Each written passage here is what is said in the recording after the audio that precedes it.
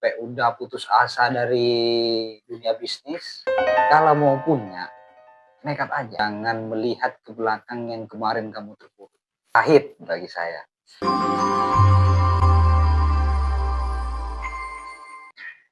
Oh Tuhan, berkatilah hari ini. Oke, Assalamualaikum warahmatullahi wabarakatuh. Kembali lagi di podcast Obrolan Warung. Kali ini kita kedatangan narasumber yang dulunya dia terlilit hutang dan alhamdulillah dengan kerja keras dan semangatnya dia bisa keluar dan bangkit dari keterpurukan dan bisa melunasi hutangnya. Nah, dari awal merintis, pada saat dia datang ke Jakarta, dia ikut bekerja dengan seseorang dan kemudian pada akhirnya sekarang dia bisa mempunyai sejumlah warung. Nah, sambut aja narasumber kita, ya ini Cak Herman. Ya, Gimana kabarnya Cak Herman? alhamdulillah. Baik ya? Baik. Oke, alhamdulillah. Makasih loh udah datang ke sini jauh-jauh Iya. dari Madura. Cak Herman, Iya. bisa diceritain nggak awalnya tuh gimana tuh kok bisa terjerat hutang segitu banyaknya? Ya, mohon maaf ya sebelumnya. Saya memberikan pengalaman pahit bagi saya. Pertama dulunya saya memang pernah usaha, ya kecil-kecilan sih. Nah dari situ saya udah membuahkan hasil, alhamdulillah. Lama-lama itu ada kendala sedikit, jadinya bisa hancur ya. Nah selama kehancuran saya di situ berapa tahun ya? Kayaknya 7 tahunan lah. 7 tahunan saya sampai udah putus asa dari dunia bisnis. Saya kerja bangunan, kayak gorong-gorong itu di pinggir-pinggir jalan itu. Kuli bangunan? Iya. Terus? Habis itu, terus saya buka itu apa namanya, ya kafe-kafe itu kecilan dari bambu itu gazebo. Oke, kulineran ya? Iya. Dari situ saya punya itu cuman kecil-kecilan doang, cuman berapa ya, dari sehari semalamnya cuman 1 juta gitu. Di rumah saya sendiri itu. 1 hari tuh penghasilan tuh? 1 hari dari jam 9 sampai jam 12 malam. Cuman jualan kopi, pentol itu. Nah dari situ saya masih kan banyak terjerat hutang dari usaha yang dulu itu. Yang sebelumnya? Iya, gula merah itu ya. Oke. Dulunya itu. Habis itu saya kenal sama itu Bos Kusdi. Oke.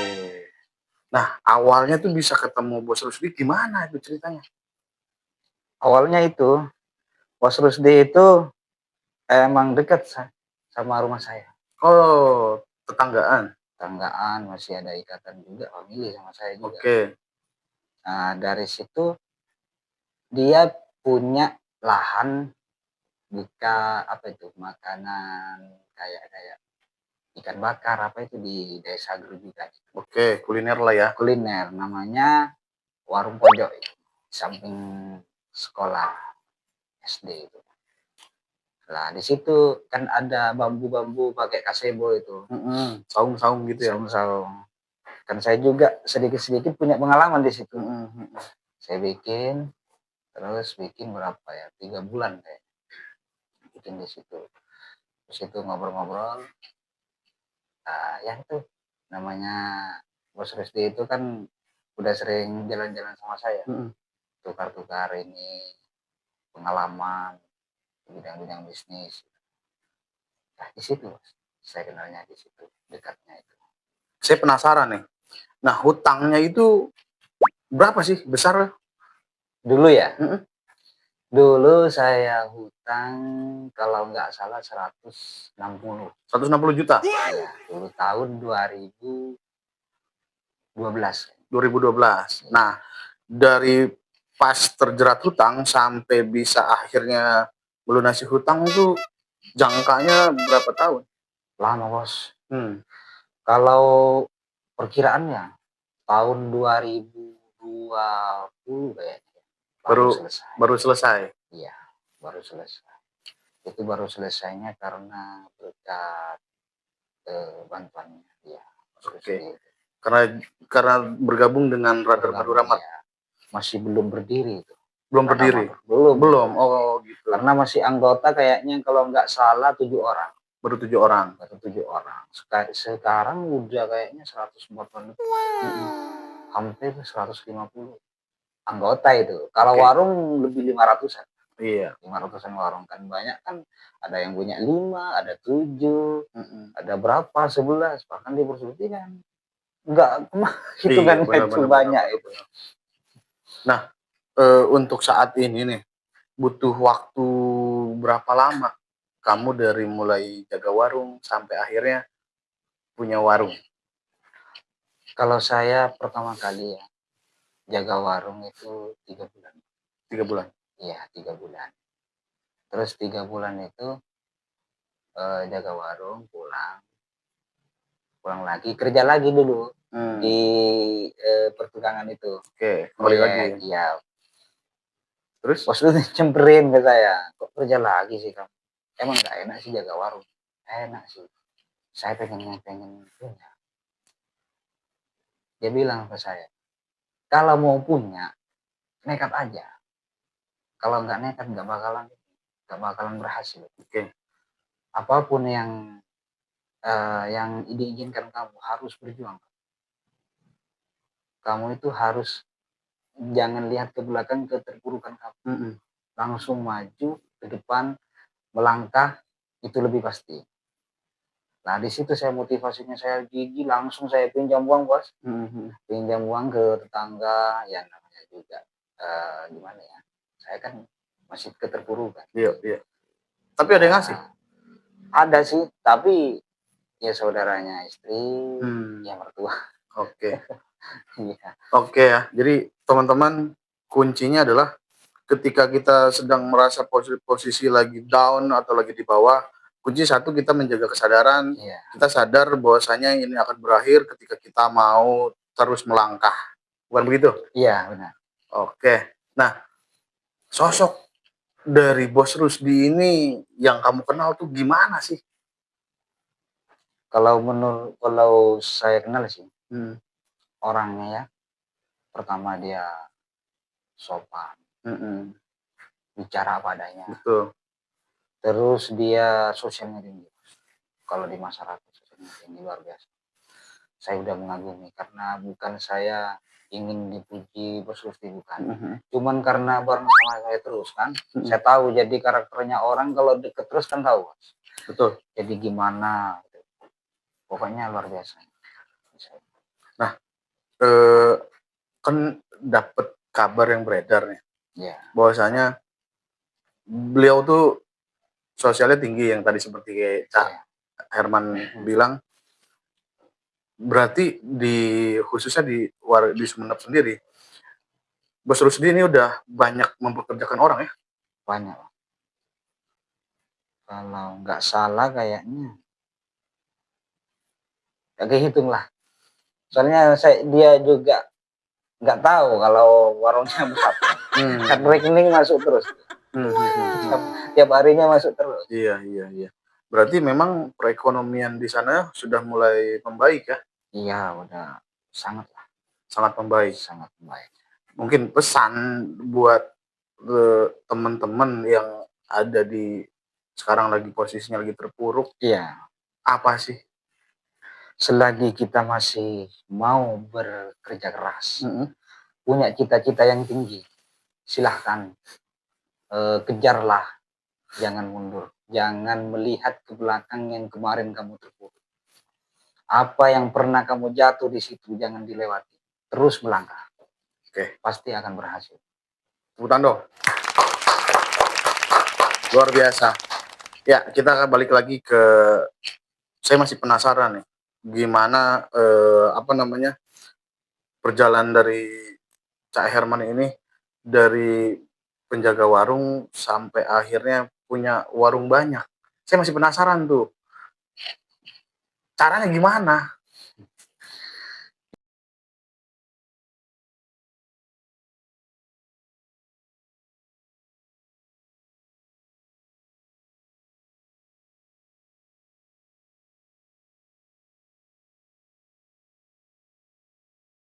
Ya, ngutang.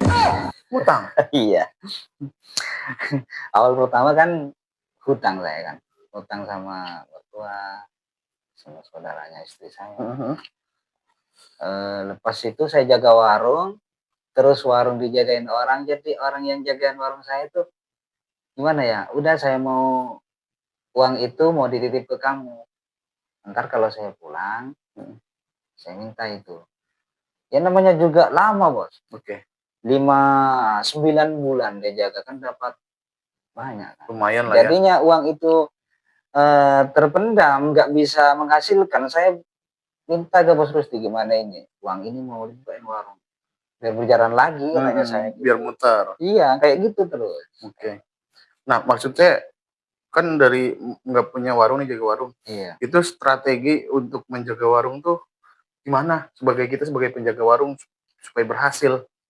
Yang pertama ya, untuk para teman-teman semuanya yang jaga warung, selagi pengen punya cita-cita yang tinggi, punya warung juga, pengen berhasil, kalau jaga warung pertama jujur, yang kedua ya gimana ya, namanya juga warung kan sembako, jadi harus ada lah yang ditanyain, itu ada. Ditanyakan ini rokok ini semuanya ada. Jadi biar orang itu nggak males belanjanya, nyaman ke kita ya, biar balik lagi. Yang pertama jujur. Jujur itu sangat utama, modal utama itu jujur ya. Selain jujur misalkan apakah itu harus ramah atau gimana? Pelayanan ya. Buat pelayanan untuk jaga-jaga warung itu, penjaga warung semuanya, khususnya warung Madura, pertama ya ramah. Kadang orang kan, mohon maaf ya, bagi yang punya motor NMAX, itu kan tangkinya di depan bos. Kadang itu kan keluar langsung nggak turun kan. Kayaknya dibilang orang yang jaga, nggak sopan. Sebenarnya kan bukan kayak gitu ya. Jadi itu harus hargai. Gimana ya, namanya juga pembeli itu dikatakan raja, betul, harus dilayani. Kadang orang itu kan nggak turun, bonjengan, bos beri rokok satu, anterin ya langsung kan, itu juga harus sabar. Pasti kita harus bisa nahan diri ya. Iya harus itu. Karena orang nantinya itu, di sana itu ramah, baik orang. Makanya orang terpancing nanti. Jadi balik lagi ke warung kita ya. Oh iya. Ya kan sekarang kan Cak Herman kan udah sukses lah. Amin. Nah, arti kata sukses itu buat Cak Herman tuh apa sih? Kalau sukses itu ya, menurut saya bukan punya harta segalanya, bukan. Tetapi orang yang sukses itu bisa menahan diri, melihat siapa yang di bawah, itu yang harus dibantu. Makanya saya sangat kagum sama Bos Ruti. Setiap tahun kita di anggota mengadakan sumbangan 1 juta itu per warung itu kan untuk ke masjid, ke anak yatim, ke janda-janda yang tua itu untuk dibantu. Itulah orang sukses. Kalau bukan orang sukses, menurut saya bukan punya segalanya, mobil mewah, terus rumah mewah, bukan itu. Uang banyak, enggak. Kita melihat di bawah, bermanfaat bagi orang banyak ya. Kayak istilahnya itu royal. Iya. Nah, tadi saya tertarik juga tuh dengan teman-teman di Radar Madura Amat kan setiap tahun yang tadi patungan di setiap warung 1 juta. Nah, itu untuk apa namanya? Itu rutin tuh untuk kegiatan sosial setiap tahunnya. Iya, kegiatan sosial ada. Kadang orang kayak gini, Bos. Memang Bos Rusti itu menyarankan agar kita berbagi. Karena kadang orang lupa.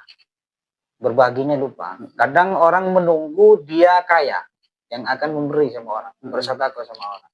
Makanya di grup Radar Madura itu disarankan sama Bos Rusti setiap tahun harus mengadakan itu. Diwajibkan. untuk berbagi, Sedekah ya. sedekah. Oh, berarti memang luar biasa jadi teman-teman. Konsep yang diterapkan oleh Bu Susdi ini supaya merata semua anggota ya, semua Iya. anggota penjaga warung ini ditarik untuk apa namanya? Berbagi. Berbagi. Iya. Dan itu rutin tahunan ya. Tahunan. Antusias dari masyarakat sendiri gimana tuh dengan adanya itu? Ya bersyukur. Oke. Karena dengan adanya itu kayak masjid yang tidak ini kan sedikit-sedikit disumbangin kan. Kadang bisa dapat 180 juta dibagi-bagi berapa itu kan. Ada yang dapat 40 gitu. Terus kalau dibagi lagi untuk anak-anak yatim. Janda-janda yang nggak mampu itu, yang tua-tua itu dikasih juga sama teman-teman itu. Sampai hari ini masih tetap berlangsung? Masih berjalan. Oke. Setiap tahun. Nah, Cak, target Cak Herman nih 2 sampai 5 tahun ke depan tuh apa sih? Targetnya untuk radar ya, Warung Madura. Iya. Targetnya itu yang selagi masih berpegang teguh, nggak bercerai, Radar Madura ini kita akan gimana ya, sosialnya semakin ditingkatkan gitu. Harus gitu. Oke. Cita-citanya Bos Rusdi kayak gitu. Luar biasa memang. Jadi teman-teman Radar Madura ini sangat solid dan mereka selalu berusaha untuk menjaga kekompakan ini dan berusaha bermanfaat bagi orang banyak. Iya.